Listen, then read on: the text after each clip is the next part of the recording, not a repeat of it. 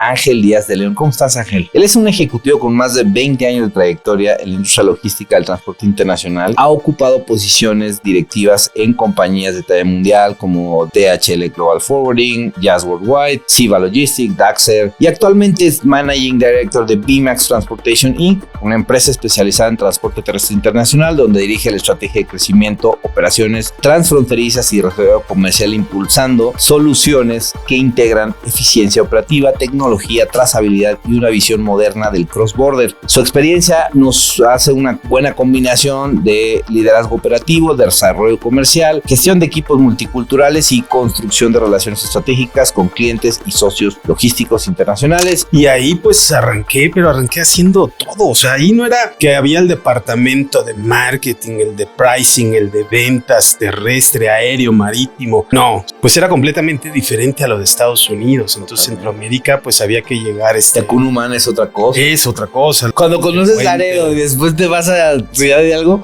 es como que otro rollo, ¿no? Y sigue igual. Ya existía Blockbuster. De hecho, para Blockbuster trajimos los muñequitos de Nemo, pero cuando los trajimos ya venían los muñequitos y me dice la gente de Disney, oye, ya vienen y si necesitan algo. Claro, necesitamos la NOM de etiquetado. Todos los días la aduana de México es un cambio y es un cambio. Siempre ha sido igual. Yo tuve la oportunidad de viajar mucho a China, a Japón y a la India. Y lo primero que me decían es que me decían, ¿por qué es tan complicado? Y les dije, no es complicado, es diferente. Hay que aprender a cómo trabaja la aduana mexicana.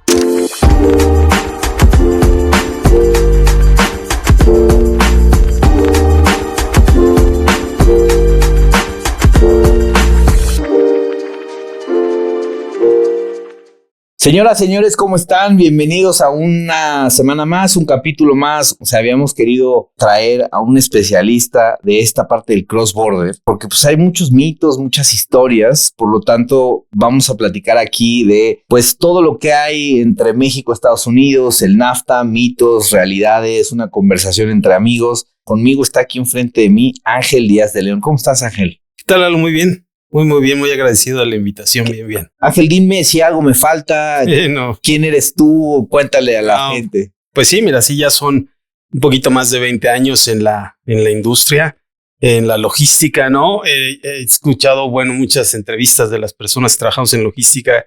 Muchos caemos por accidente en el medio, ¿no? Pero terminamos encantados y apasionados por lo mismo. Yo empecé a finales de los 90, principios de los 2000, pues aprendiendo a hacer todo. O sea, yo empecé una compañía que se llamaba Politrans, no sé si la recuerdas. Entonces, ¿Quién los compró ellos? No, Politrans desapareció la compañía como tal. O sea, nadie lo adquirió, ni Excel, ni esto. No, nadie. Habían por ahí algunas cosas que se manejaban que en su momento Arwest quería comprar Politrans o luego DHL porque el focus más era hacia la parte de Centroamérica. Entonces era todo el terreno de Centroamérica. Entonces tenían la línea que era Americarga. Entonces estaba hablando de hace muchísimo tiempo. O sea, me dices los nombres y los ubico así con mis inicios también. Sí. El director, el dueño era don Mario Salinas, ¿no? Y ¿Era empresa mexicana? Era empresa mexicana. Don Mario, que era el director, y sus hijos Alejandro Salinas y Mario Salinas, que eran los directores y los encargados de esto. Y ahí pues arranqué haciendo todo. O sea, ahí no era que había el departamento de marketing, el de pricing, el de ventas, terrestre, aéreo, marítimo. No, o sea, tú hacías un marítimo y había que cortar el BL. Hacías un aéreo y haz la guía aérea. Hacías un terrestre, pues aviéntate el bol, ¿no? Y era Centroamérica. Entonces, pues era completamente diferente a lo de Estados Unidos. Entonces, Centroamérica, pues había que llegar. Tecunumán es otra cosa. Es otra cosa. La aduana de Tecunumán, cuando conoces Laredo y después te vas a Ciudad de algo, es como que otro rollo, ¿no? Y lo más chistoso es que sigue igual.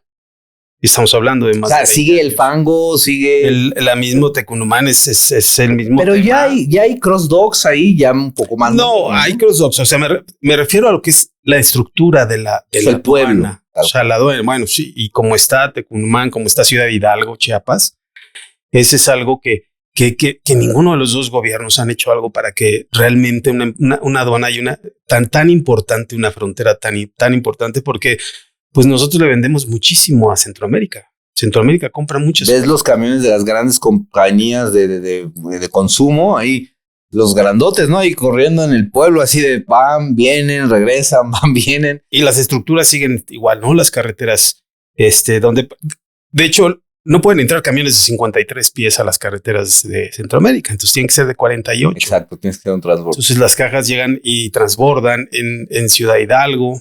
Entonces, pues bueno, así arranqué, te digo, bajar, llegar los contenedores marítimos, pues desconsolidarlos, ¿no?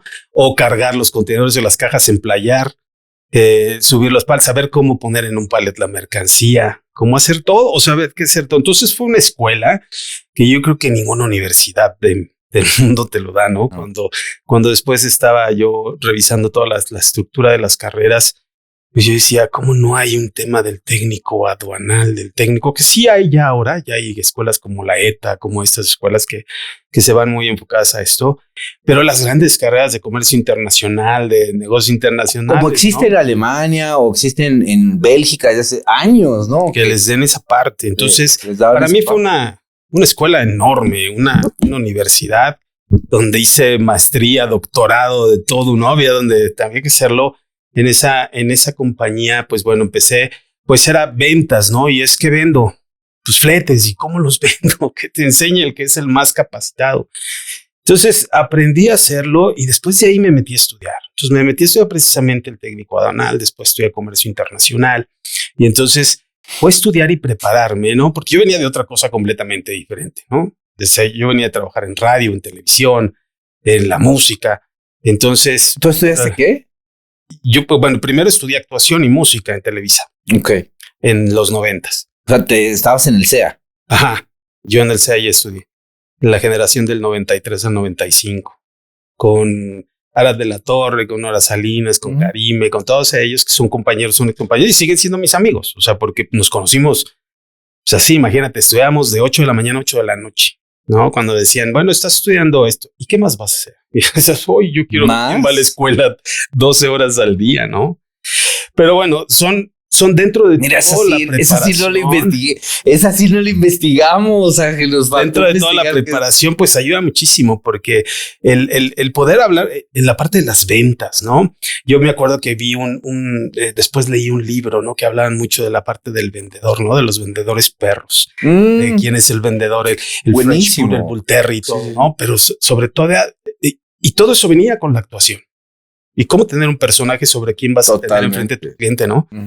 Yo decía, pues con razón para mí se hace más sencillo, más fácil, pero aparte hay que estudiar lo técnico, hay que estudiar lo práctico, hay que estudiar todo lo demás que viene detrás de esto. Entonces, eso fue algo que me puse a trabajar y dentro de los primeros clientes que tuve fue de Walt Disney Company México.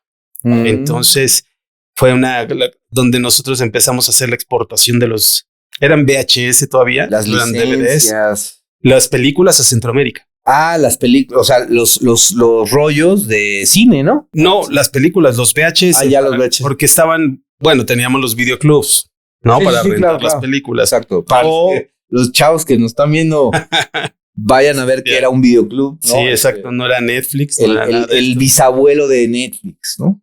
Entonces nosotros yo mandaba las películas, pero nos tocaba ir a los almacenes de Disney en México a contar película por película para saber lo que se iba a ir, emplayar.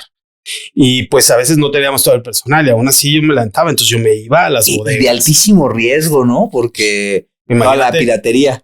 Y el valor. Y los valores. De mercancías. Entonces cargábamos, porque aparte revisábamos todos los almacenes de Disney y de ahí me los llevaba al almacén que teníamos en Tlalnepantla.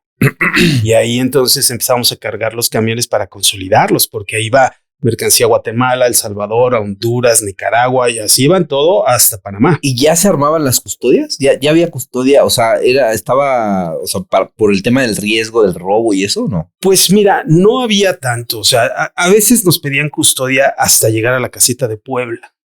Mira, qué interesante. Ahora ya hay que poner casetas para llegar a Ciudad Hidalgo. Cámaras, ¿no? Para cualquier cosa. Entonces ahí llegábamos y ya entregábamos en Ciudad Hidalgo, desconsolidábamos para entonces mandar todos los... Y recuerdo mucho cuando me tocó el lanzamiento del Rey León en video. Wow. Y había un director de Disney que se llama Mauricio Sañudo. que me habló por teléfono y me dijo, es el lanzamiento más importante de Disney a nivel mundial y no podemos llegar tarde. No, ¿tienes todo controlado? Sí. Pues era sí. O sea, había que decir sí y había que hacerlo. Y lo hicimos. O sea, llegamos todos en tiempo. O sea, en el momento que se vendió la primera, o se rentó la primera película del DVD, ya había DVD. Sí, ya había DVD. Entonces tenía que estar en todos los videoclubs de Centroamérica, ¿no? Que era un licenciatario de ellos que se podía hacer así. Y después... ¿No existía Blockbuster? Sí, ya. O sea, aquí Blockbuster estaba. Ya existía Blockbuster. Ajá, de hecho, para Blockbuster trajimos los muñequitos de Nemo. Ajá. Okay. Marítimos. Ok. Pero cuando los trajimos ya venían los muñequitos y me dice la gente de Disney, oye, ya vienen y si necesitan algo. Le digo, claro, necesitamos la NOM de etiquetado. No me digas. Esto. Qué fuerte. ¿Cómo? Le dije, no está. No sabían. Pues... a etiquetar. Pero te digo, había que hacer todo. Entonces fui a la Secretaría de Economía a sacar la NOM para Disney. Sí, para sí, hacer sí, todo. sí, Y etiquetar, a contratar personas cuando llegaron sí.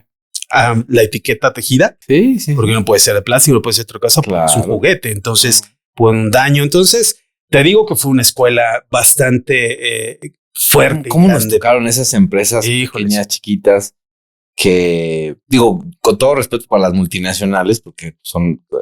traen sus procesos muy estructurados europeos. Y me acuerdo que en esa época platicaba yo con alguien y decía, en el momento que estos multinacionales, o sea, estaba Danzas, estaba Panalpina, sí. Todos estos, usen su infraestructura global para crecer en Latinoamérica, se van a comer a todo el mercado local, ¿no? Porque había empresas grandes, locales, que daban batalla a este tipo de soluciones, ¿no? Sí. Y hoy siguen existiendo, pues es la diferencia, ¿no? De que das una solución un poco más personalizada como lo que se hacía. Eras vendedor, pero tenías que ir a economía, tenías que preguntarle a la gente aduanal, llevabas al cliente, o sea, no era nada más como que tu área de venta, sino llevabas a darles un tour. Sí, los a la aduana, al puerto, al aeropuerto, a la frontera. Sí, a la frontera. Lleva a los clientes. Los llevabas a China, o sea, depende de lo que hagas, ¿no? Sí, era... Es muy interesante, pero fíjate que creo que eso fue una escuela muy, muy, muy grande, ¿no? Que bueno. ¿Consideras que tu experiencia con Disney fue una de las más importantes en tu carrera? O sea, de las primeras que tuviste, así de esos proyectos así que te daban rush. Sí, porque tuve que hacer todo. Y sabes que también era algo que no era, que no me daba miedo, ¿no? Decías, creo que la ignorancia de no saber la importancia de lo que estaba yo haciendo, decía, lo hago, voy y busco la solución, la tengo, la entrego. Y ya después, cuando hacía yo el análisis de lo que había logrado, decía, híjole, creo que sí fue una solución bastante compleja y grande. Y la verdad fue muy bueno. Y de ahí, bueno, brincamos a dar soluciones no solamente a la parte de Disney, porque tenía varias también ahí ESPN, en algún torneo de golf, cuando estaban inaugurando uno, pues poder traer y sacar las maletas que se habían llegado al aeropuerto para un torneo donde tenían invitados enormes, pero nada más que la maleta traía pelotas de golf, toallas, entonces le dije, traes textiles, juguetes, artículos deportivos, entonces hay que hacer toda esa declaración, no es que te mandaran las bolsas y entregas a los jugadores. Entonces todo eso es importante y era lo que había que decir. Entonces te digo, era entrar hasta con los agentes aduanales a investigar y saber, aprender qué eran las me acordé de uno de mis primeros retos, ahora que estamos en época mundialista, trabajar con las televisoras. O sea, anteriormente tenías unidades de satelitales móviles para que pudieran transmitir los partidos, los enlaces, todo. Entonces había que hacer una logística, me tocó armar. Y fíjate que eso llegó bien chistoso, porque llegaron unos reporteros que llegaron con sus cámaras, las super slow de ese momento, ¿no? ¿No? Cámaras de $1 millón, queriéndolas documentar en la aerolínea. Dijeron, no, ya, pues es que esto no se puede documentar aquí, necesita un agente de carga. Y entonces, de repente de la aerolínea, pues llegan así, 7, 8 reporteros de, oye, pues necesitamos mover todo esto y cada camarita valía $2 millones, una cosa así. Con el micrófono, con la cámara, con el reportero, y entonces pero era una lista de empaque increíble. Entonces decir, a ver, que sí se puede, que no, tienen seguro, o sea, hacer ese tipo de preguntas. Y ya después de ahí, cada 2 años, o sea, olimpiadas y mundiales, pues de repente hacían como medio una licitación, pero pues ya me conocían los jefes tanto de las 2 televisoras más importantes de México, y resulta de que terminaba la liga. Bueno, después tuvimos un proyecto nacional. Resulta de que una de las televisoras, la más chiquita, ¿no? Transmitían en Morelia y todas esas cámaras se desmantelaban para ir al azul. Uh-huh. Terminaba el del azul y se iban a León. Entonces todo el tiempo, o sea, no tenían un equipo en cada uno de los estadios, ¿no? O sea, como que montaban y todo. Y entonces esa era una locura. O sea, porque imagínate, carreteras mexicanas, la responsabilidad, el valor. Y yo decía, bueno, ¿por qué no lo hacen en sus camiones? O sea, ¿por qué no? No, pues es que esas son para otra cosa y que no sé qué. O sea, y pues contrataban esa. Pues era como una logística diferente. Y este tipo de cosas, de soluciones, es como lo que hoy yo trato de transmitirle a los chavos, ¿no? Que trabajan, es decir, tú eres un solucionador de problemas. O sea, va a llegar alguien con un problema y tienes que solucionar el problema. O sea, no es como que te contrató para llevar una cosa de un punto A a un punto B, sino para... Sí, ¿no? Traen un dolor y ese dolor trata de solucionárselo de alguna manera. Ese es el significado del logístico, ¿no? O sea, es como...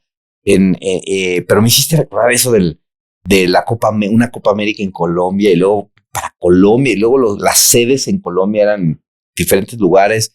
Me acuerdo que la gente de allá me decía, ¿sabes qué? Me lo paró la aduana, no la Guardia Nacional, sino la de allá, de Colombia. Y hay que hacerlo en paquetería para poder mandar pero ¿cómo vas a mandar una cámara de $1 millón en paquetería? No, pero con seguro y todo.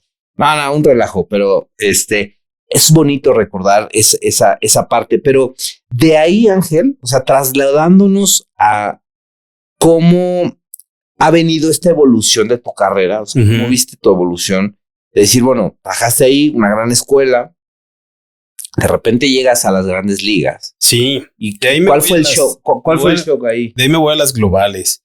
Pero fíjate que también era las globales primero es la parte de que era de HL Danzas, ¿no? O sea, no era todavía. Todavía estuviste en esa estructura. Después de Politrans y todo esto, porque te digo que estaba Argües, que era parte del grupo de DHL, Danzas, todo Centroamérica. Entonces, aunque ya era una compañía global, que Danzas sabíamos que estaba en muchas partes del mundo, pues en México éramos 80 personas, 90, ¿no? No éramos muchas personas, ¿no? Y habíamos 5. ¿Tú estás en Argües entonces? ¿Tú llegas a Argües? Yo llego a Argües para ver la parte de Centroamérica, ¿no? Pero estando físicamente en las oficinas de DHL Danzas. Es que era lo mismo. O sea, manejabas esto y te tocaba manejar lo de Estados Unidos y te tocaba manejar lo doméstico, o sea, el terrestre. Ok. ¿Por qué? Porque me dicen, tú vas a ser el trailer manager de terrestre. Y integrabas las marcas, digamos. Ajá.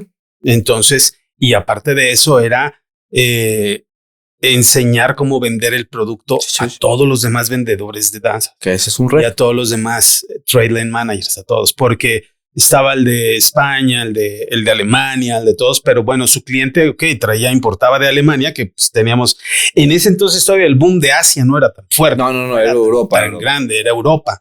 Pero el mismo cliente español pues traía de Estados Unidos o llegaban aquí en México y exportaban a Centroamérica.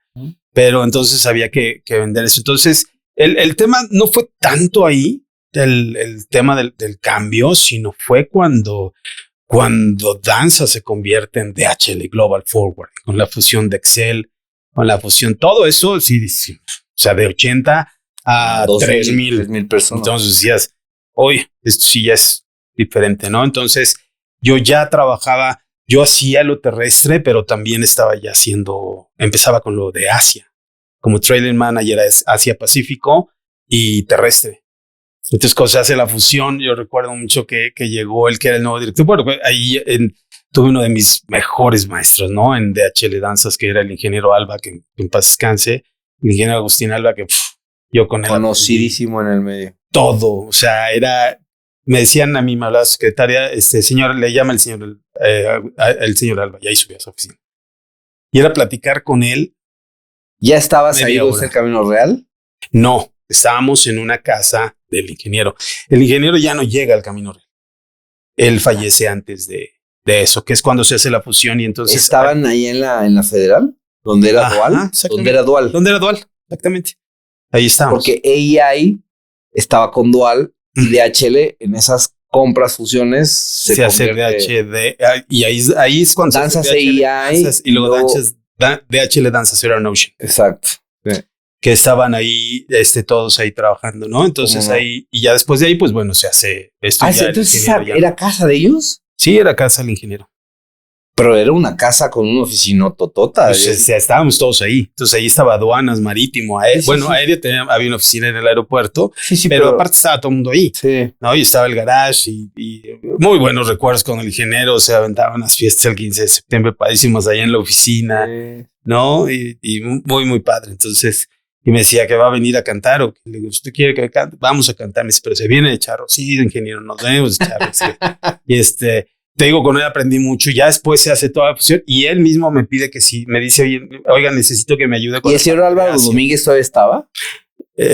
No, nada más ya estaba. O sea, ya habían tomado Agustín y Luis. Ya. Ajá. Luis llevaba toda la parte terrestre, pero Agustín era el director general. Sí.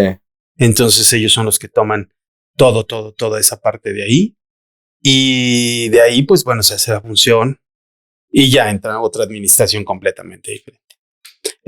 Yo llevaba la parte, pero yo ya llevaba Asia-Pacífico y terrestre, Estados Unidos, Centroamérica y Asia, ¿no? Esa integración ha haber sido buena. Sí, y entonces yo suelto la parte de Asia y me dedico a la parte terrestre, pero sí, la integración sí fue, recuerdo, ahí es donde tú me dices, ¿cuál fue ya ese cambio? Por ejemplo, el summit que tuvimos un summit de integración en México, en Guadalajara, donde vino todo DHL Asia, Centro, Suramérica, Estados Unidos y Canadá. Ok. ¿Y europeos no vinieron? No, esa era puro Asia Pacífico. Te digo que estaba todo el proyecto de Asia Pacífico. Uh-huh. Entonces, de hecho, yo reportaba a una persona en México, reportaba a una persona en Hong Kong, reportaba a una persona en Nueva York. Cuando yo tenía juntas, decía, bueno, ahora ¿a quién le reporto? Entonces era así y pues empezar a viajar a China, a viajar a Japón, a la India, a Corea, a donde se estaban haciendo todo este tipo. Ya ahorita ya era empezar a medirnos por el tema de capacidad en TEUs que se iban a medir, ¿no? Uh-huh. Ya empezaban las competencias muy fuertes con Panalpina, con Kuehne+Nagel. Entonces ya era hablar de otra cosa. Decías, creo que ahora sí ya estoy en otro nivel. En otro nivel. Y hay que seguir aprendiendo, ¿no? Y de ahí, pues te digo, siempre ha sido la carrera y enfocada en esta parte. Y bueno, ya viniéndonos más para acá, ¿no? La parte que yo tengo que seguir investigando del nearshoring, ¿no? Porque todos estos años, pues de repente decisiones externas a lo que se quiere hacer del nearshoring, ¿no? Gobiernos, etcétera, pues llega, no llega. Tu perspectiva, ¿cuál es tu perspectiva del nearshoring? ¿Sí hay nearshoring? ¿No hay nearshoring? Pues, el nearshoring es una realidad y lo que yo no veo es como que ese boom que dicen que está pasando ahora, ¿no? De hace 2 años. El nearshoring tiene más de 15 años en México. No estamos hablando de algo que viene de apenas. O sea, si es lo que yo te decía. Está de moda, pues. Es más bien ahora está hablándose de... Yo lo que creo es que se empezó a hablar más del nearshoring por el tema de las negociaciones del TEMEC, de lo que venía, ¿no? Y de toda la inversión que venía para México. Lo importante en México es que la inversión y lo que se ve aquí en México no es que se vea que el nearshoring es por la mano de obra barata mexicana. Creo que eso es algo que no debemos de ver dentro del nearshoring con México, que es lo que muchos piensan. O sea, hablas y es... Pues sí, ponela aquí porque es muy barato que produzca.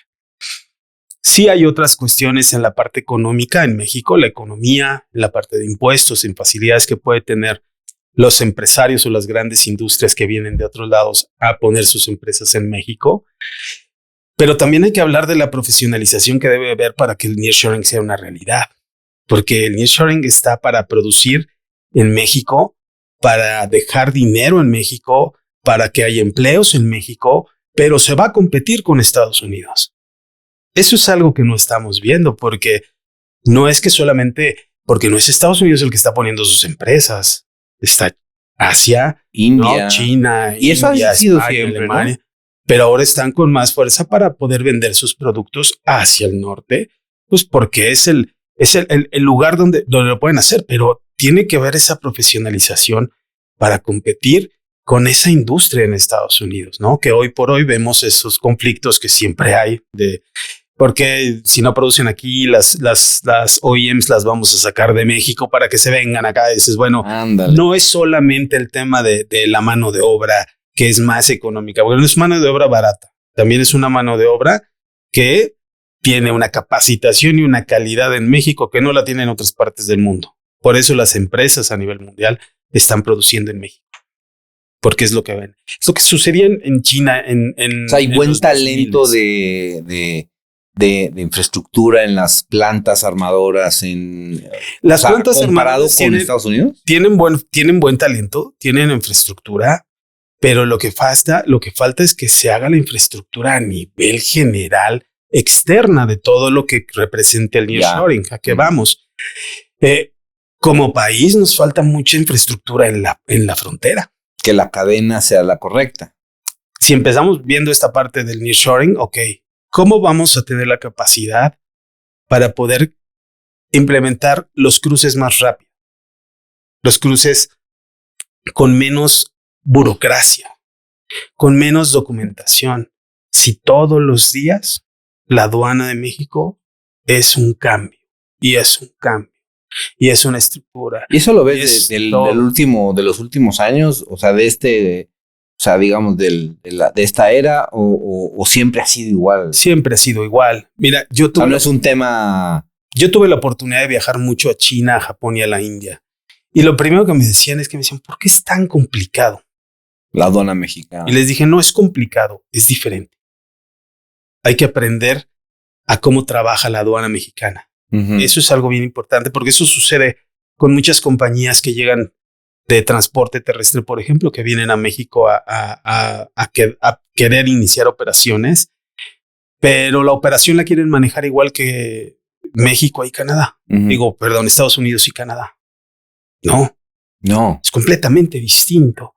Las carreteras en México es otra cosa. La seguridad en México es completamente diferente. Las rutas que puedes tú trazar, qué es lo que puedes hacer, ¿no? Entonces, las personas que trabajan. Entonces, yo creo que el nearshoring ahí está, es una realidad, no es de ahorita. Hoy se habla más porque también hay mucha cercanía y mucha rapidez en la información. Entonces, hoy, pues, todos los días ves del nearshoring, todo el día hablan, ¿no? Y todo el día el gobierno habla del nearshoring y el gobierno de Estados Unidos lo habla, pero también lo habla el gobierno de China, lo habla el gobierno de España. Ahora con retomar la relación entre España y México, pues bueno, también vamos a ver de ahí otras cuestiones, pues es un socio importante, pero bueno, no podemos hacer otra cosa más que el socio más importante siempre, pues para México y Estados Unidos. Totalmente, y estadísticamente, geográficamente, geopolíticamente, yo siempre he dicho, quienes estén como gobernantes en México y Estados Unidos, pues por más iniciativas que quieran poner, el comercio ahí está, o sea, es como... ¿Cómo haces para mover tanto comercio que ya existe? Y ese es un tema. El cómo haces para mover tanto comercio que ya existe y todo lo que viene. Hoy, por ejemplo, el déficit que tenemos de camiones, hablando de la parte terrestre, porque el tráfico entre México y Estados Unidos por naturaleza es terrestre. Totalmente. Ese es, ¿no? O sea, hay personas que dicen, bueno, lo voy a mover cotízame el marítimo. Pues sí, a Nueva York. Pues te lo cotizo, ¿no? No, y yo he recibido porque te digo, hay clientes que me dicen, oye, ayúdame y les ayudo porque si sé hacerlo y tengo con quién hacerlo y poderles apoyar, les digo, ¿no? Oye, el marítimo a Indianápolis. Va. Ya cuando les dices son 35 días de tránsito, son salidas quincenales, es el arrastre de Houston para allá. ¿Cuántos trenes, no? Entonces dicen, ¿cuántos trenes va a conectar? Pero hay que verlo y eso es parte de lo que te digo de la profesionalización para el nearshoring. Porque hay personas dentro de la industria en México que los están, así como hay calidad de personas también que están trabajando, hay algunas personas que les falta mucha capacitación para saber que lo que te conviene más es mover un camión de Monterrey a Indianápolis, no que lo muevas a Altamira y de ahí lo subas a un contenedor, lo muevas a Houston y de Houston a... O sea, es nada más decir, bueno, ¿por qué no? Pues nada más revisa toda tu cadena logística. Claro. Y eso es importante. Ese es parte de todos esos retos que vienen para el nearshoring. Por eso está tan interesante y padre esto que viene. Y sí, y es importante. O sea, yo me canso de decirle a los empresarios, mire, las personas de recursos humanos me entienden porque cuando hablas de capacitación en las empresas, ellos o ellas son los más preocupados por la que la gente se capacite, pero a veces no hay como espacio o sea, sí hay espacio para hacer una gran campaña de marketing, irte a la expo de no sé qué, ¿no? Gastarte quién sabe cuánto dinero en las fotos y todo para que no exista un retorno. He hecho análisis de retorno de inversión de una expo, o sea, o sea, ¿qué retornas por ponerte en cualquier expo en la que me digas? No por decir marcas, en cualquiera. Los organizadores de la expo no te retornan, o sea, no te dicen, tu retorno va a ser de tanto, ¿no? Y por lo menos en la capacitación, la gente va a estar contenta. O sea, es como, lo va a agradecer algunos, no todos, pero sí se ve mucho la necesidad porque sí lo piden. O sea, los empleados ya están pidiendo decir, yo no sé hacer esto. Y de repente, pues mi supervisor me está diciendo y asume que yo ya lo sé hacer, pero no sé hacer, ¿no? Pero no todos tienen, o sea, también por el miedo de que los vayan a correr. No todos levantan la mano, exactamente. Que te van a correr y eso. Pero no, chavos, pues hablen con sus jefes. Se piensa nada más en el cuánto ahorro a la empresa para que vean que sí estamos haciendo las cosas bien. Y no las oportunidades que tiene México, que representa México en este momento, ¿tú consideras más en el tema de, o sea, ¿por qué hay tanta escasez? Punto número 1. 2, el tema de la capacitación. O sea, ¿cuál sería una oportunidad en México, según tu punto de vista, para profesionalizar, para tener más soluciones? No sé, ¿es la capacitación? ¿Es la disponibilidad de equipo? Pues es que mira, la disponibilidad de equipo viene también de toda la incertidumbre que luego hay geopolíticamente hablando. Ok. El tema de invertir, ¿no? Porque tú puedes invertir como dueño de una línea transportista y decir, voy a comprar 1000 trailers, 1000 cajas de trailer, y voy a comprar y unos 100 tractocamiones y voy a meter tantos operadores. Sí, pero en un mes me van a decir que las reglas del juego cambiaron. Entonces tengo que ir paso a paso, tengo que ir pianito viendo qué es lo que voy a hacer y cómo voy a ir invirtiendo para poder dar el servicio, pero tampoco arriesgando el total de mi capital y de mi cash flow, de todo lo que tengo. Entonces ahí es un tema. Y después vamos a la profesionalización de la industria. Hablemos de tanto, luego muchas de las personas trabajan operativamente o comercialmente en los brokers, en el freight forwarder, en las agencias aduanales y en el mismo shipper. Los mismos shippers, bueno, tienen personas que yo escucho algo que luego no me hace lógica. Escucho mucho el tema de no me vendas tarifa barata porque me vas a dar mal servicio. Ok. Y de entrada, ¿no? De entrada te lo dicen. Ajá, y lo primero que te dicen es, pero yo pago esto. Ok. Pero estás buscando tarifa, estás buscando servicio, porque la industria del cross-border tiene más de 6 años de estar invirtiendo para sobrevivir. Hay muchas líneas que han desaparecido. Muchas. Pequeñas, medianas. O sea, ¿te refieres a invertir que se van a pérdida? Sí, que han desaparecido. Ajá. O sea, que inviertes. Okay. Bancarrota y fuera. Muchísimas. Muchas que hablemos antes de la pandemia y después de la pandemia, ¿no? Antes de la pandemia, el número de camiones disponibles que había al que hay ahorita, toda la industria, todas las empresas, las líneas terrestres que desaparecieron por operar a la línea, o sea, pues, que al costo, ¿no? O incluso con pérdida.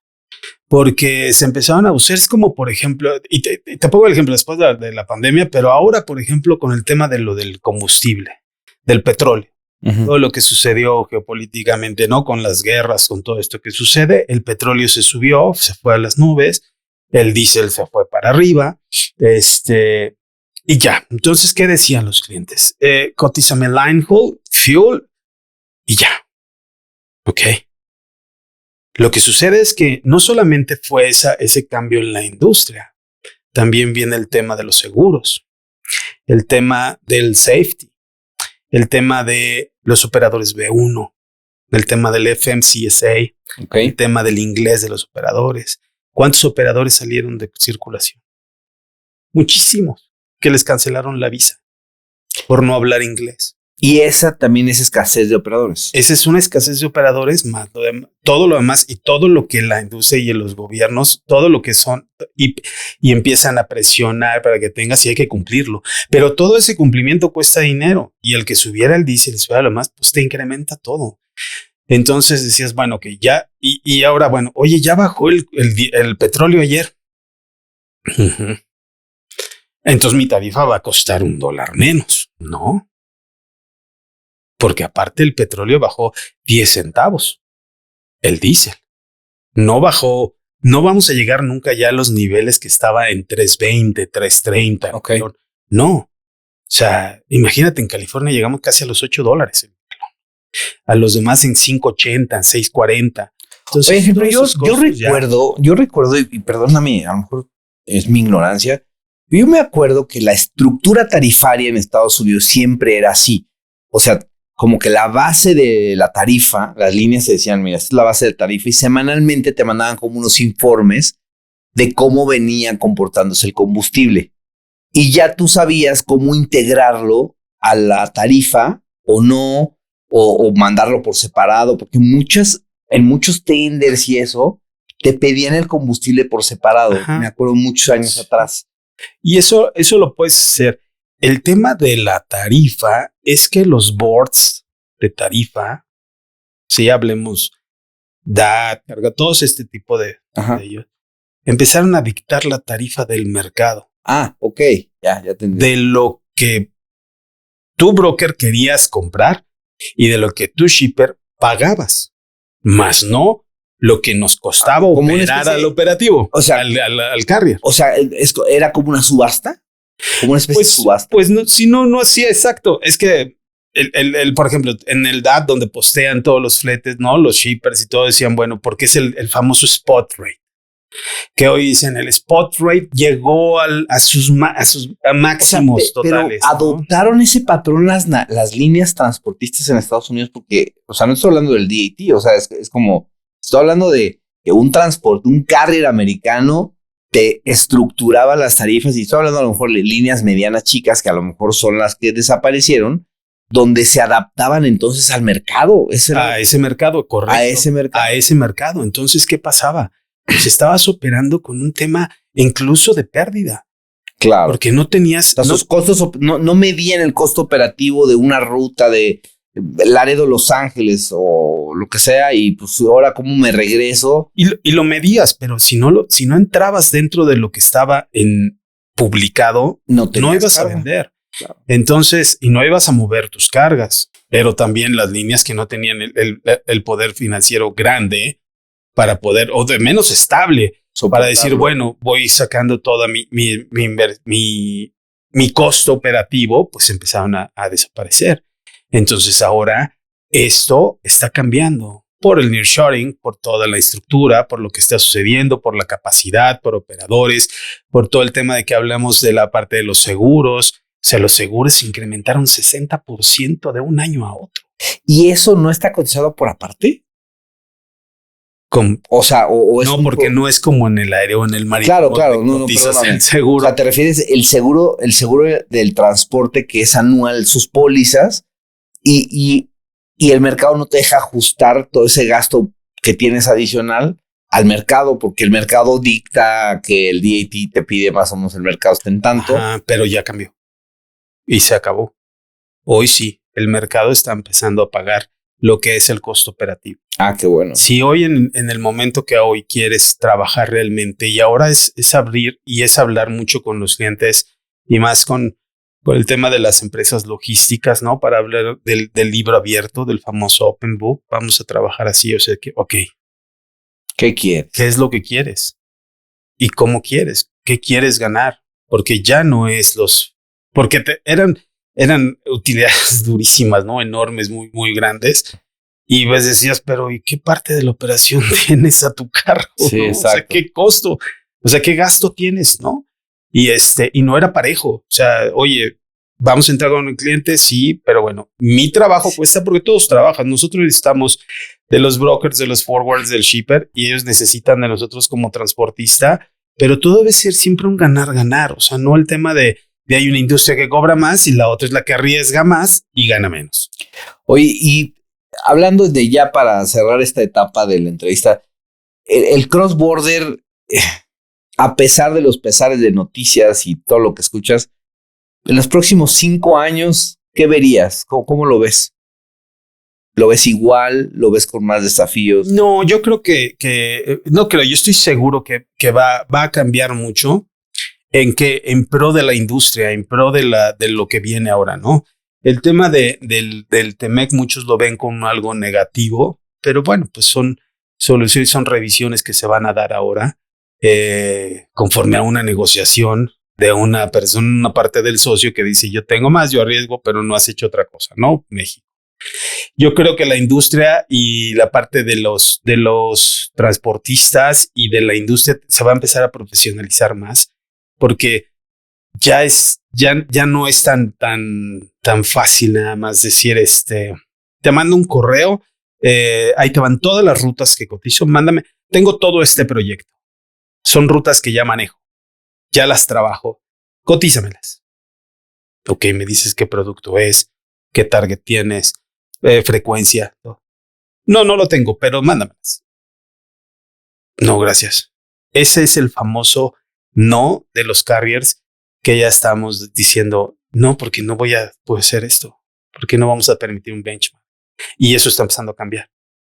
Ya las empresas están diciendo, oye, ahí te va toda mi información completa, oye, es un negocio de esta índole, esto es lo que queremos lograr, el cliente está buscando esta parte, o el shipper te dice, yo estoy buscando esto porque tengo nuevos clientes, porque tengo que empezar a vender este producto nuevo a Nueva York, entonces necesito que esa ruta la hagamos round trip, que tengamos ya una estructura más formal y ya no estar yo shipper buscando todos los días como taxi, ¿no? ¿Quién me hace mi embarque sin saber, ¿no? Y justamente hablábamos ahorita fuera de cámaras, ¿no? cuando venías llegando, de este tema de aquí vino una invitada de la Secretaría de Economía y nos platicó pues del déficit que existe en la industria de personas calificadas en los puestos, ¿no? O sea, las empresas batallan en contratar gente capacitada en todos sentidos. Negociación, operación, en fin, que tengan capacitación, ¿no? Y ahorita que hablabas de este mensaje, en muchas ocasiones, y esto porque yo lo veo con vendedores, el mismo cliente pide algo y entonces el vendedor no sabe analizarlo y entonces lo traslada tal cual al de pricing, vamos a suponer ahora con todas estas estructuras que hay, y el de pricing ya contigo, ¿no? Hablando de los operadores logísticos, ¿no? Decir, y a veces no saben qué quieren o cómo lo quieren y decir, oye, pues es que me pidieron mandar una lista de destinos y quiero que mandemos un tarifario, dame tus tarifas, ¿no? Entonces decir, pues a ver, yo tengo una operación llena, ¿no? O sea, es como que estoy yéndome full, o sea, no es como que tenga una disponibilidad para Lalo que trae su Lalo Forwarding, ¿no? Que trae su cliente que pues no sabe si es su cliente y apenas está entrando con él y tú tienes una operación corriendo, entonces no tienes disponibilidad. O sea, yo te necesito a ti como carrier y decirte, oye, traigo este proyecto, ya está amarrado, más o menos son estas rutas, podemos armar estos circuitos, no sé, darte información, ¿no? Pero me gustaría que tú les pudieras decir esta parte de ¿cómo le haces? O sea, ¿cómo le haría a una persona? Tú estuviste del lado de los forwarders, ¿no? Para poder analizar este tipo de detalles que necesitamos entregarle al carrier, hablándole a los vendedores jóvenes, o sea, a los que no ve mucha gente de ventas, ¿no? Entonces, ¿sabes qué? Hay un punto siempre. El vendedor tiene que aprender a decir no. Esto no se puede. Esto no se debe hacer. Qué chulada. Pero también hay algo. El vendedor debe de tener líderes que le digan, hay que decir no. No que le exijan 50 citas al mes, o 30 reuniones al mes, o 120 llamadas. Perfecto. Porque cuando llega el final del mes, él lo que está haciendo es yo fui a mi cita, yo traje lo que me dijeron y ese es mi KPI. Entonces, A veces ellos no tienen la culpa, ¿no? ajá. Entonces, cuando llegan así y si le dicen al cliente, oye, no, espérame, es que eso no se puede, pues el cliente le puede decir, no, ahora, viene previo, ¿no? Desde el estudio a quién van a ir a ver, o sea, a quién voy a ir a visitar, qué hace el cliente, cómo le hace el cliente, porque muchas veces hay empresas que los reciben como diciendo, Pues ya ven. bueno, a ver, ven, ajá. Y que va, Por cumplir su KPI. exacto, y le dice, ¿no? O sea, mira, yo muevo de Laredo, lo bajo a San Luis, en San Luis lo cargo, lo mando a Cuernavaca lo mando a Nueva York y Nueva York lo mando a Miami. Ah, ok. Sí lo puede ser, sí, claro. Y se van y llegan a pricing y le dicen, oye, pricing, mira esto. Y No el pricing dicen, le no dice, puedo hacerlo. entonces aquí hay que decirle, oye, a ver, eso no es así, no es real. Ahora, ¿investigaste qué era lo que tu cliente hace? Porque si te está pidiendo algo que pues te vas a dar cuenta de que pues te recibió por recibirte, pero investigar todo el previo y ya después llegar y decirle a pricing. Y pricing o los compradores tienen que hacerse partners de sus carriers. Tienen que tratarlos como tal y decirle. Los tratan como proveedores de café. Sí. O proveedores de papelería. Como el último, o sea, es esto y es, necesito esa ruta. Ajá. Sí. Y tu target, $900. Y lo que haces es que cuelgas el teléfono y no vuelves a contestar una llamada así. Pero a mí sí Pero pues, $900 ni en la época de... Es que te lo digo así porque sí, a veces se oye muy ridículo, pero es real, ¿eh? O sea, recibimos cada cosa que el equipo de pricing que está conmigo, o sea, de ventas en oye, me están diciendo esto. Me dicen esto, o yo nada más veo el correo y como están enfrente de mí los volteo a ver. No, pero hay muchos pricings de los brokers que me hablan. Oye, Ángel, ahí te va. Me están pidiendo esto y esto y esto y esto y esto. Con la información. Esto se puede hacer así y así, asado. Ojo, como nosotros somos especialistas, carrier especialista en hazmat, estamos hablando de otra cosa completamente distinta, ¿no? Y es un transporte especializado que aunque muchos lo ven y te dicen, el UN es este. Y ya, es lo mismo. No, nada más que le pones un rombo y ya va. Entonces hablo con el chico y le digo, mira, ojo. ¿Por qué? Porque es un UN que es, de hecho le he dicho a unos, ese producto si ya tiene contacto con la piel te da cáncer. ¿De veras? Sí. Entonces, aguas. Y también se los digo, y no lo vendas como una caja seca. No.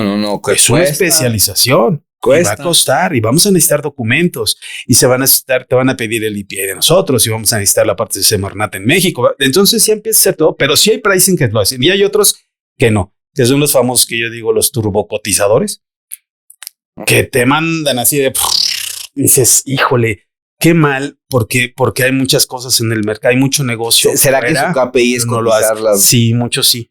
Tienes que entregarme, tienes que hacer 16,000 cotizaciones al mes. Y entonces ahí hablamos desde la parte... Yo no sé en qué momento, yo estaba haciendo un análisis, ahorita que hablas del Vendedores Perros, este brother, se me fue el nombre del autor, Stephen Covey. Fíjate que yo una de las primeras mentorías que tomé hace muchos años fue con Robert Kiyosaki, que es el de Padre Rico, no sé qué, y Marco Antonio Regili estaba en la parte de traducción al español como el sponsor en México y vino el Stephen Covey y todo eso. Qué gran metodología, o sea, es como te están poniendo a pensar, o sea, imagínate que tú eres una raza de perro y el perro es así. Y te vas a enfrentar con otro. Sí. Y tienes que saber cómo negociar con esa otra persona, aunque sea un French Poodle, aunque sea no sé qué. Sí, pero cada quien tiene su forma de negociar. ¿Y qué haces tu historia? O sea, qué buena metodología. Y yo estaba buscando quién demonios les dijo que la masa es lo que vende más en un negocio especializado como logística. O sea, claro. A ver, nosotros hacemos productos digitales y ahí vas a las masas, por supuesto. Vas a 200 millones de personas en Facebook que ven un anuncio tuyo y te compran. Pero vas a una masa, o sea, es una estrategia de masas. El negocio logístico no es de masas, es especializado. De soluciones. Soluciones. Solucionas un problema. Exacto. Y de repente yo platico con dueños de negocio y decir, no, pues es que les pido 200 visitas. Pues no. ¿Y las hacen? No, pues no las hacen. Pues no. O sea, a ver, un humano puede más o menos lidiar con más o menos tantas cuentas. O sea, le tienes que hablar, sensibilizarlos, ¿no? Porque dicen, es que mientras más tengas, más probabilidades tienes de cerrar. Mientras más probabilidades tienes de cerrar, dije, sí, más problemas vas a tener. Exacto. Porque van a cerrar lo que se les atraviese, ¿no? Entonces, eso es lo que está pasando hoy en el mercado. O sea, qué bueno que sacaste esa parte, porque yo te quería hacer una pregunta de, hablando, ahorita nos vamos a meter temas de mitos de la inteligencia artificial y trazabilidad y todo ese rollo, pero ya para terminar con el tema del liderazgo, o sea, ¿cuál debería de ser un tablero de control del líder que trae a estas personas ventas, pricing, lo que sea, y cómo haces el equilibrio entre la competencia que está brutal, ¿no? Que es de repente es una cacería o sea, estos turbocotizadores pues llegan porque pues, todo el mundo quiere rápido todo, vivimos en esta inmediatez ahora. Yo creo que eso después de la pandemia nos pasó mucho, nos está pasando. Entonces, ¿cómo le haces para hacer este tema de este equilibrio? Yo creo que algo, fíjate, que no se aprendió de la pandemia y que fue algo que debió haber seguido con la buena práctica de la pandemia después de esto. ¿Qué sucedió en la pandemia? En la pandemia nos obligaron a buscarnos nicho de mercado. Y el cliente venía a nosotros. Y si no, tenías que ir a buscar qué era lo que hacía falta en la pandemia. Exacto. Refacciones automotrices no iba a haber. ¿No? Las OEMs las cerraron. Cerradas. Pantalones tampoco. Pero sí iba a haber. E-commerce. Y aparte, mandar el gel antibacterial. Resina. Cubrebocas. Entonces, eso es lo primero que como líder comercial para el tema de la logística y hablando del cross-border es lo que tienes que ver. Primero es qué nichos de mercado voy a tener y qué zonas voy a atacar. Y es una chulada porque lo puedes hacer a detalle. O sea, y entonces vas a buscar soluciones para ese nicho de mercado, porque todos salen a dispararle a todo. O sea, voy a batear a todo. ¿Y cuál es tu récord de bateo? No, pues puro strike, pero yo bateo 18,000 al día. Exacto. Pero no hago. Y la caja, ¿y sabes cuál es el tema? Que los vendedores dicen, la caja está sonando, ganándote $20 en un embarque. O sea, es como ganando así, no sé, como que si ya cierras un embarque, ya ganas dinero y a veces pierdes más dinero por el gasto operativo que hay, de que hay una persona 24 horas tratando de monitorear algo. O sea, es terrible porque así fue el entregable. O sea, te comprometiste tú, vendedor, a decir si puedo y ahora entrégamelo y pues, obviamente todo mundo te miente a la mamá, ¿no? Sí, y en el cross-border es diferente, o sea, porque podemos hablar de la parte comercial a nivel global, ¿no? Cuando están los Key Accounts Managers, los que tienen ventas globales, o sea, que son la parte del hunter o del farmer, ¿no? Que están siempre con el negocio, porque el negocio viene de Alemania, de Audi. Es una estructura global. El cross-border es así, es inmediato. Sí. Es como les digo, a mí se me hace, por ejemplo, comparado a lo que hace 30 años estudié que fue la actuación, que decía, la parte del global es como la televisión, ¿no? Que bueno, lo filmas, lo grabas y pues por ahí va a salir en 2-3 meses y esto. Y el cross-border es el teatro. Estás ahí en vivo con la persona y con el público. Ahí va a reaccionar a lo que digas en ese momento. Exacto. Si en ese momento te equivocas, tienes que improvisar y sacar adelante todo lo que hay. Y esto es igual. Pues esto es igual. El cross-border es tan rápido que no tienes tiempo de equivocarte. Tienes que buscar siempre cómo está la solución y eso es algo que se tiene que hablar para que la parte de pricing, ventas y operaciones estén coordinados al 100%. El vendedor no puede ir a vender sueños, que el operador después pierde el sueño por no saber cómo operar. Está muy, muy interesante. Es eso. Exacto. Y ya no hablemos del pricer, ¿no? O de ahora, bueno, es que ahora hay muchos la posición, ¿no? Del Carrier Sales Manager, ¿no? Que son los que van a bajar con los carriers y te dicen, yo quiero trabajar con el carrier y todo eso. Aprende a trabajar con el carrier, haz compromisos con tu carrier. Comprométete con tu carrier. No tires a todo el mundo. Entonces te llega un correo que ves que no estás en copia porque llega en un correo general y se lo mandaron a todos los carriers que tienen registrados. Y a mí me llega una tarifa que me dicen, necesito un Lowboy. Pero tú no haces Lowboy. Yo no tengo Lowboy. Yo tengo caja 53.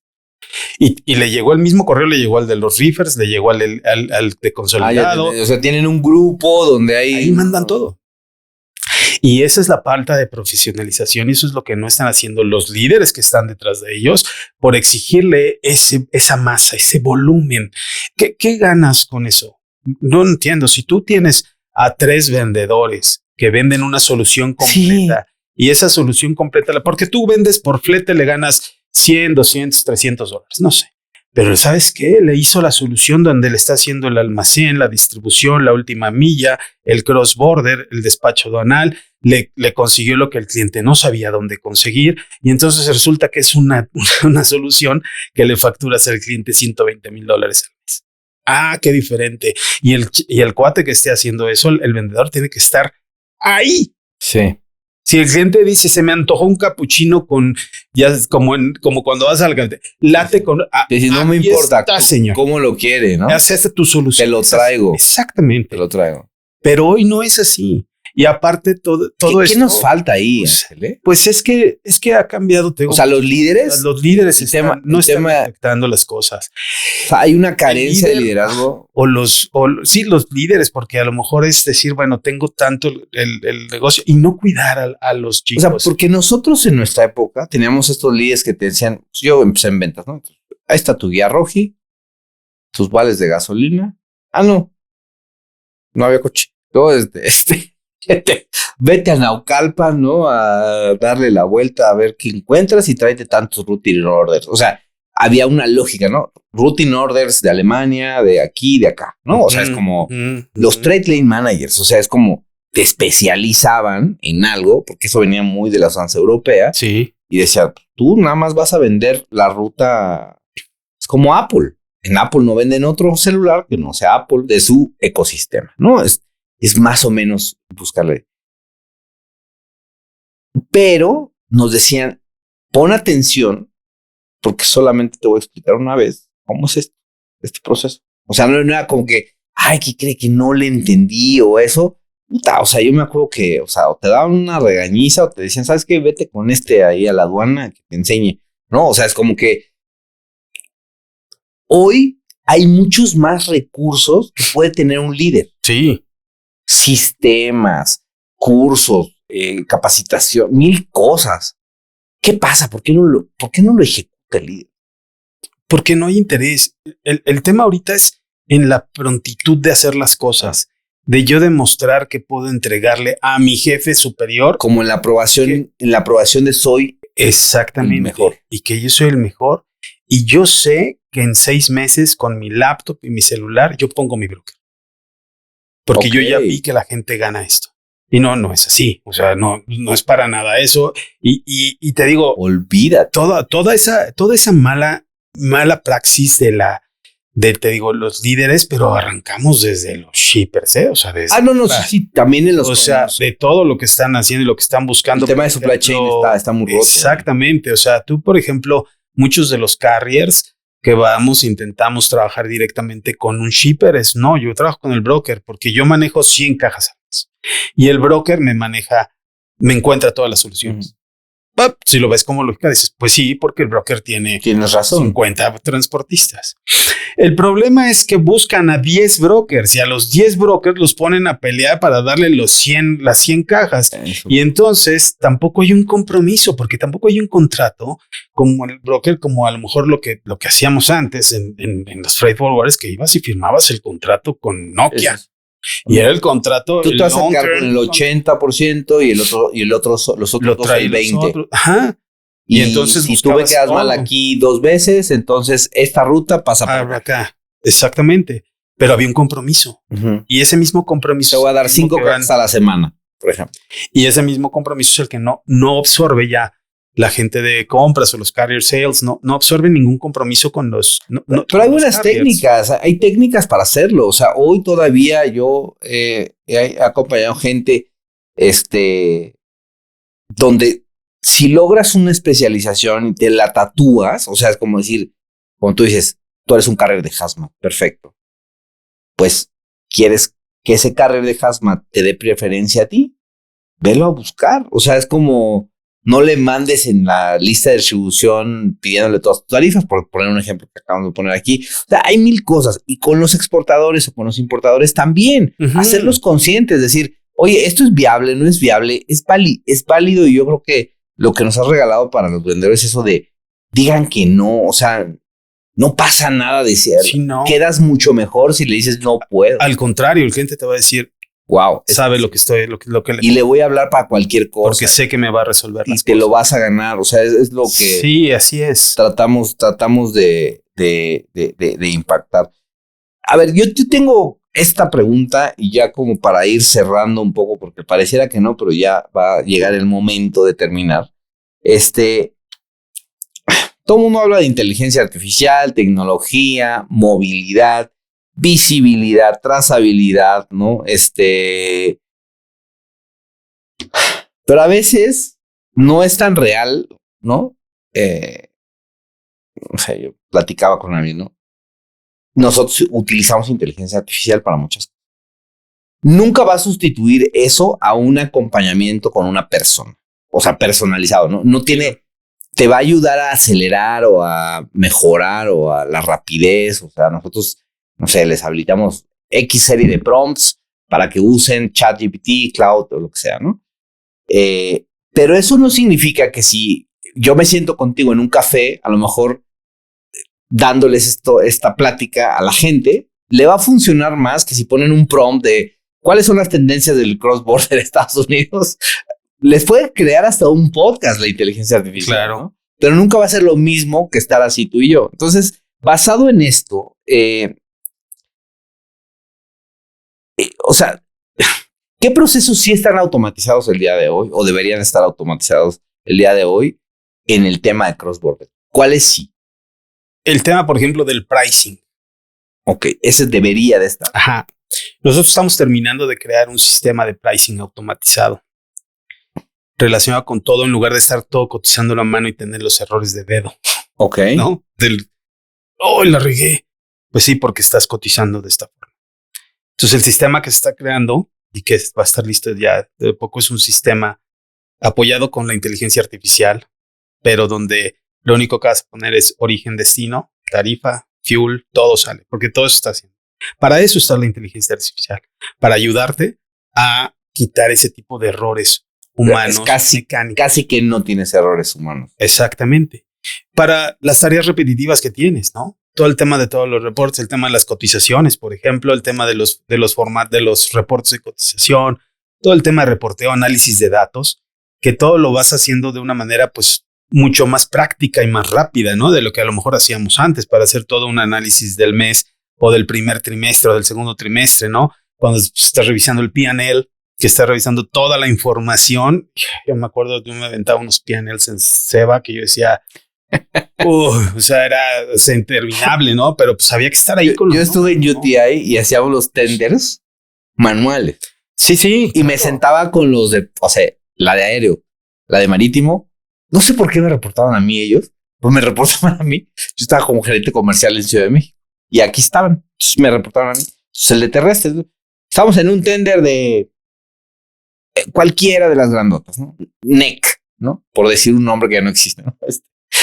Y el marco, o sea, el marco por lane, de si era un 25, era un 4, un 7. Y un errorcito en la fórmula te tronaba todo. Y dice, ¿pero por qué no tenemos rentabilidad si ganamos? No, ¿por qué vamos a tener tanta pere? En fin, ¿no? Sí, por las fallas de todos, pero ya con la inteligencia artificial, bueno, dando... Exacto. Que también es que... Hubiera querido yo tener inteligencia artificial. Y tú acabas de decir algo bien claro y bien cierto, o sea, la inteligencia artificial va a hacer lo que tu instrucción le des.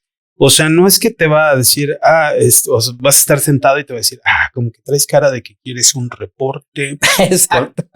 No, o sea, es el prompt que hagas. Lo tienes que alimentar bien, con inteligencia natural. Exactamente. Aquí se volvió muy de moda esa palabra, gracias a Margarita, que nos la regaló. la inteligencia natural, hay que utilizarla más atrás, como dicen, ¿no? Más atrás que la inteligencia artificial, porque si no luego se ponen a conversar con el ChatGPT como si fuera su terapeuta y pues no funciona, ¿no? Oye, no quiero que te vayas sin antes que nos regales y que hayas venido de tan lejos. Bueno, que hayas hecho esta travesía por estar aquí, que te lo agradezco muchísimo. Que nos compartas un poco tu filosofía de liderazgo. Sabes que nosotros le hablamos mucho a los líderes. Justo, qué bueno que tocaste el tema del liderazgo, encuadrándolo en las personas que están con ellos. Pero, Ángel, cómo ha evolucionado tu liderazgo en el paso de los años? ¿Cómo lo has, qué has hecho? Mira, yo creo que uno de los pasos más importantes en la evolución mía como líder fue el aprender a escuchar malas noticias. Ok. Eso es muy difícil que las personas lo podamos hacer, y más en la logística, sino saber qué es lo que vamos a recibir y siempre esperar lo peor para saber cómo resolverlo y apoyar a todo tu equipo. Buena técnica. De cómo les vas a ayudar a hacerlo, ¿no? ¿Te refieres una explosión, un voltear un camión, un derrame.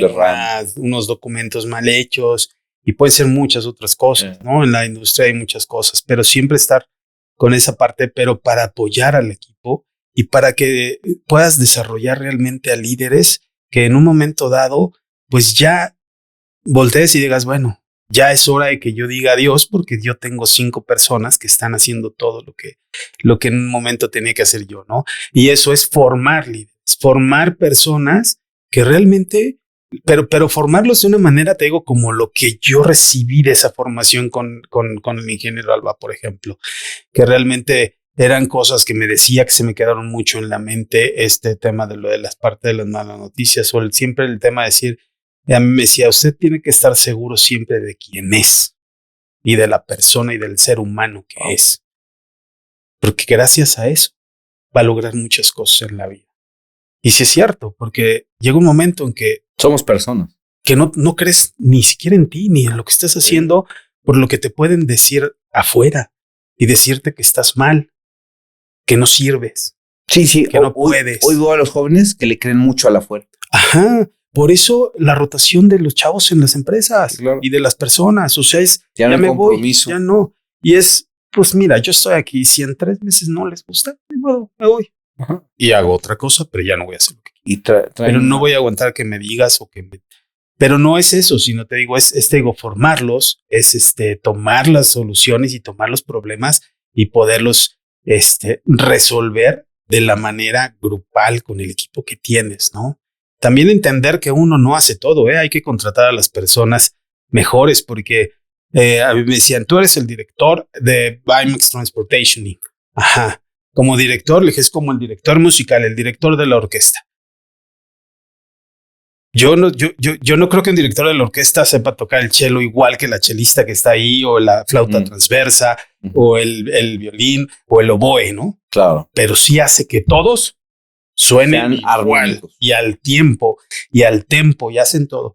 Esa es la parte de un director. Tienes que hacer que la orquesta suene. Y que todos se comuniquen entre todos. Y una vez que ves eso y que dices, yo siempre les digo a las personas, cuando tú te vas a dormir en la noche y dices, me voy a dormir, voy a descansar, tranquilo, entonces las cosas las hiciste bien. Y si ves que la gente empieza a hacer su trabajo solo, e incluso como papá, que ves a tus hijos que crecen y que dices después, ya están fuera, ya viajaron, ya volaron, y que ya no me habló, no le importo, dices, no es cierto, creo que hice bien las cosas, porque no me necesita. Exacto. Eso es lo que hay que hacer como líder, yo creo. Sí, me acabas de dar una perla para lo de mis hijos, ¿no? Porque de repente sí mi hijo dice, estoy aquí en Tokio, ¿no? ¿No? O mi hija, la chiquita, que se incorpora al equipo, hace las cosas. Ajá. Y no es como que yo le di una gran inducción así, ¿no? O sea, conforme lo tenemos, hablando del negocio, ¿no? Pero ella, o sea, lo que hace me sorprende de que digo, caray. O sea, O sea, no es como las personas de ahora, es como raro, ¿no? O sea, Sí. ¿no? Y eso habla, pero bueno, ahorita que hablas de, ¿es Bimax? Sí, bueno, nuestro grupo se llama BT Group Inc.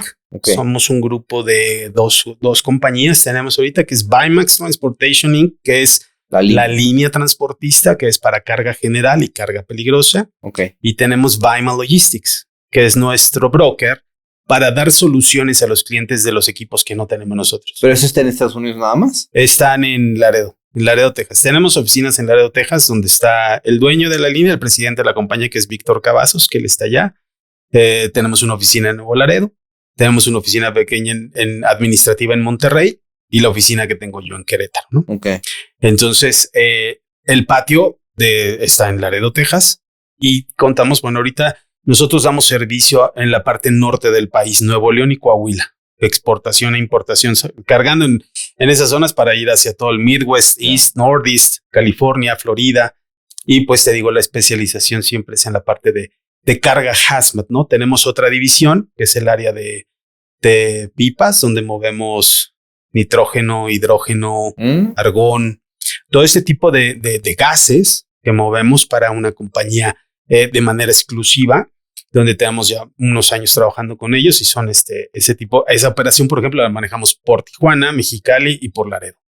Entonces, te digo, es una compañía muy especializada en la parte de los negocios y por eso nos gusta también tener ese acercamiento con el cliente de decirle, a ver, vamos a sentarnos y echar lápiz porque sí tenemos que revisar muy bien. Seguridad, mil cosas. Todo y seguridad es muchísimo, es ¿no? ustedes, Tenemos un equipo de trabajo, los chicos que trabajan con nosotros en operaciones, en customer service, el de safety, compliance, todo estar, híjole, todos los días es esa parte, ¿no? De estarla revisando siempre muy, muy bien. Súper. Pues sí, justo te iba a preguntar exactamente esto que nos acabas de decir en un elevator pitch, qué hacían, dónde estaban, qué estaban haciendo. Y pues agradecerles que te hayas tomado el espacio para venir. Como saben, aquí pues por ahora no tenemos patrocinadores. Solamente nos han patrocinado un episodio, un día que quisieron que grabáramos en algún lugar. Pero realmente lo que hacemos, este canal nació siendo educativo, gratuito y para todo el mundo, acceso al público en general.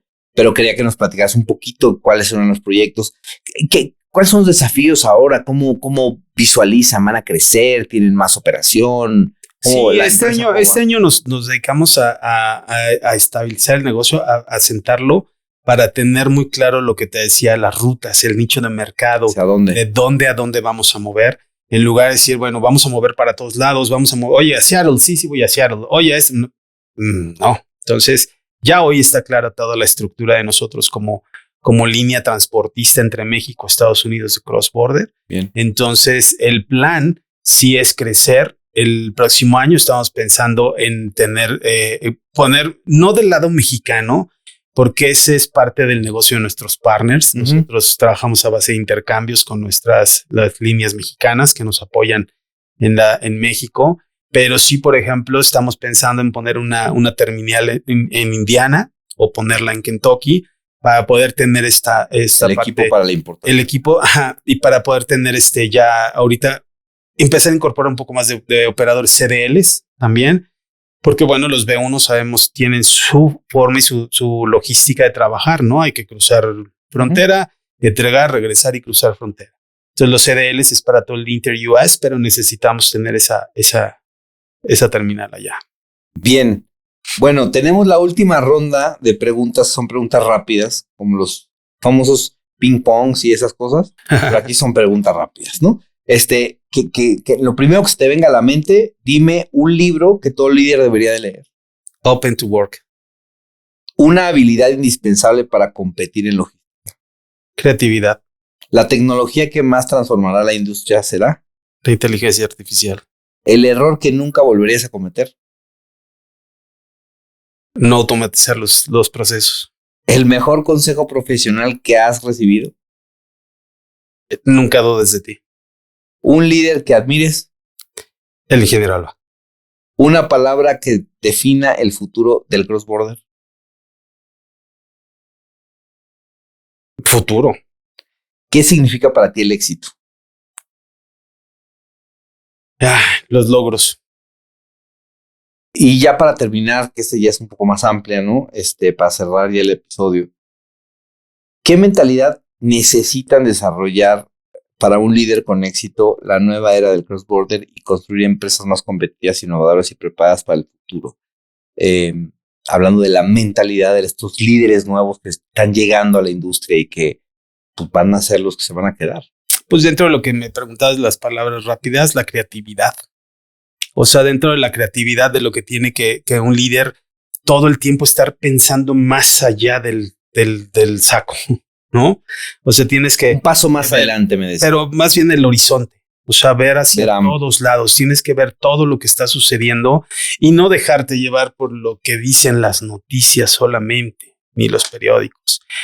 Los líderes tienen que ir para el cross-border, tienes que estar en la frontera, tienes que ir a la aduana para saber qué pasa, tienes que ir a ver cuando un operador carga, tienen que subirse con el chofer al tráiler y moverse y trabajar y aventarse la ruta desde aquí de Querétaro hasta algún lado, ¿no? Algunas veces no lo permiten porque no son doble operador, pero muchos lugares sí, ¿sabes qué? ¿Qué ruta hace? ¿Cómo lo hace? ¿Qué están haciendo? ¿Qué no meterse están a los fierros, ¿no? Meterse a los fierros. Algo que hicimos siempre, o sea, empezar de todo. Eso es lo que está faltando, porque yo sí veo a muchas personas muy preparadas académicamente. Ajá. Maestrías, doctorados, y vengo dices, todas las universidades habías probado. Pero nunca pero no tienen la sensibilidad de lo que está pasando dentro de la industria en las tripas del negocio. Y eso es bien importante para que como líder le puedas transmitir todo eso a tu equipo y a tu gente. Totalmente. Porque si no, pues vamos a las masas de venta que quieren hacer. Sí, exacto. Oye, Ángel, pues muchísimas gracias por esta entrevista. La verdad es que nos acabas de dar como un masterclass de algo que faltaba en el podcast, pues estos mitos, estas cosas del cross-border, la especialización, que yo voy muy a favor de la especialización, o sea, de encontrar los nichos, y pues agradezco que hayas venido para acá. ¿Algo que más quieres agregar? Mandarle saludos a tu familia, a tus hijos. No, al contrario, muchas gracias. Gracias por la oportunidad de estar aquí. Siempre es bueno venir y platicar, ¿no? Y que conozcan, muchas veces también yo tengo una línea editorial en LinkedIn donde todos los días hay un comentario mío, porque también es importante atreverse a hablar y a decir las cosas que muchos no quieren decir o no se atreven a decir. Y a veces es incómodo para muchas personas, pero también hay que decirlo y hay que hablarlo, porque si no, no nos escuchan y las cosas no cambian. Si no hablamos y decimos, bueno, así está, ya veré cómo es, no es mi problema, es problema de muchos y de todos. Entonces, afortunadamente hoy ya tenemos estos foros, la libre expresión, o sea, podemos expresarnos abiertamente. Entonces que te vayan a seguir a LinkedIn, ese es vamos a poner aquí. Sí, ahí está, para que son te digo, todos los días. En la mañana lo publico en inglés y en la noche lo publico en español para que se tenga, son diferentes. Todos los días. Todos los días, de lunes a viernes. O sea, tienes un newsletter diario. Todos los días. ¿Cómo se llama?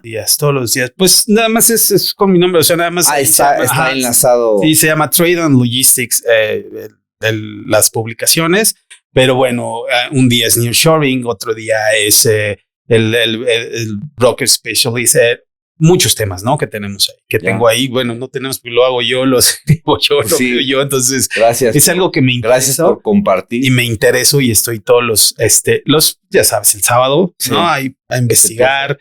Y ahí está la inteligencia artificial para que me ayude a buscar las noticias. Exacto. Y para que me dé todas las noticias. Entonces, eso ármame la estructura de que yo pienso esto y esto, pero pónmelo bonito para que lo pongas en un... Eso es uno. Y el otro es enterarte de muchas cosas que por el día a día no te da tiempo de meterte, como antes a lo mejor en un periódico encontrabas todas las secciones. Ahora ya no. Hoy no lo entiendes. Un chorro de información. Y ¿sabes qué? Que la inteligencia artificial para aprender y enterarte es buenísimo, porque te enteras de todo lo que está pasando. Y no solamente en México ni en Estados Unidos, Canadá, sino... Y descarta veo notas de todos. O sea, todo. Que hay mucho fake news que ves que, que esto pasó y a lo mejor no es verdad. No, de portales especializados, en periódicos, en canales de televisión.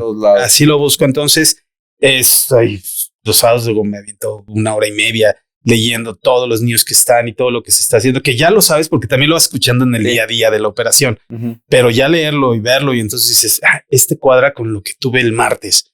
Entonces de ahí se liga la publicación y pues es algo de decirle a la gente, ojo, está pasando esto, hay que poner ojo. Muy bien, Ángel. ¿Algo más? ¿Tu familia? ¿Tus hijos? No, mis hijos, mi familia ya saben que siempre están pendientes. Saludos para allá. Bueno, pues señores, gracias a los que se quedaron hasta acá. Ya saben que si no les gustó, pues denme una manita para abajo. Si hay un hate, que sea para mí, no para los invitados. Seguramente este contenido a alguien más le puede servir. Entonces compárteselo, que nos vayan, que nos sigan. Y pongan en los comentarios siempre si algo les hace falta, algo más quieren saber. Díganos en qué nos equivocamos, porque eso nos hace crecer como personas, como seres humanos y profesionales. Les agradezco que se hayan quedado hasta aquí y ya saben que, bueno, pues obviamente si les gustó, pues denle por ahí like, suscríbanse, vayan a todas las redes sociales que tenemos. Estamos en Instagram, estamos en TikTok, estamos aquí, por supuesto, aquí en YouTube, en Spotify, Amazon Music. Y pues nada, pues gracias, Ángel. Vámonos, porque ya nos están corriendo. Las baterías no aguantan. Gracias a Lara Producción. Nos vemos.